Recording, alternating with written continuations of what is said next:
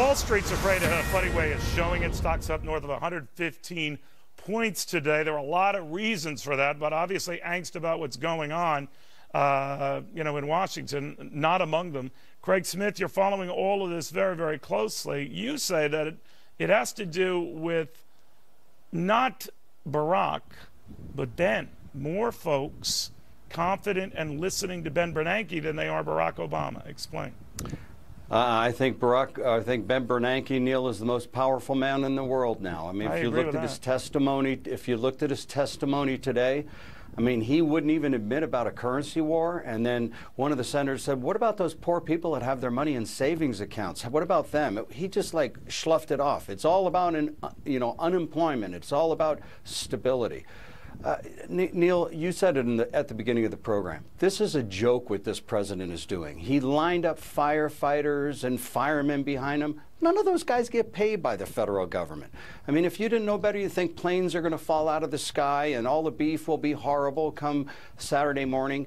I have a friend that owns a meat packing plant. Guess what, Neil? His beef is going to go out the same quality Saturday morning as it did Friday morning if there isn't a USDA beef inspector there. This is the typical hyperbole we get from a president who loves crises. First it was the TARP, then it was the debt ceiling crisis. In other words, if you don't do this, there's going to be hell to pay. But obviously, none of the markets, as you always remind me, Craig, over the years, are fickle beasts. They can be up one day as they were down a lot yesterday.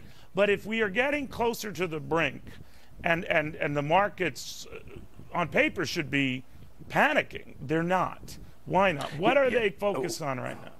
Well, let's take a little example, Neil. Yesterday we had a panic because there was a big concern, and Fox Business, which, by the way, if you don't get it, you should demand it. Man, no, man. Did a wonderful I hope all piece of you guys in here took note of that. A guest who did a better job than anyone. Continue, Craig.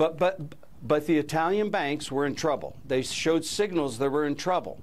Okay, then today during his testimony, Mr. Bernanke made it clear he was going to make sure the Italian banks were taken care of.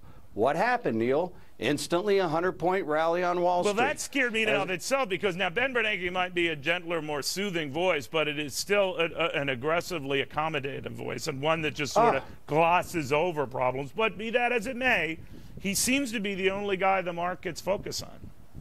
Oh, absolutely. And look, he's got to take into consideration that the first of the year, the president upped the ante. We raised taxes $125 billion on all Americans, not just the super rich, the 2% went away on the Social Security tax. Okay, now that's going to be a drag on the economy. So Mr. Bernanke answers with $85 billion worth of purchases, 40 on MBS and 45 direct purchases from the Treasury. This man is powerful. He is controlling the future financial makeup of America, while in the meantime, Barack Obama cries, oh, it's the end of the world. I'm going to have to lay off 800,000 people, civilians at the Pentagon. We should be asking a question, why the heck do we have 800,000 people working at the Pentagon? Aren't there a few of those people that are doing something we could probably do without? I mean, we need the sequester, Neil. It's important. It's time to start cutting. We don't have a revenue problem. We have a spending problem, and today's the day to start focusing on it. People should remember this is just a backup backbone for these guys who don't have a backbone. And so if you cut up and dismiss the backbone, I guess you're just a jellyfish. We'll see what happens. But Craig, always good seeing you. Thanks, Neil. Good seeing you. So if the scare tactics don't work, release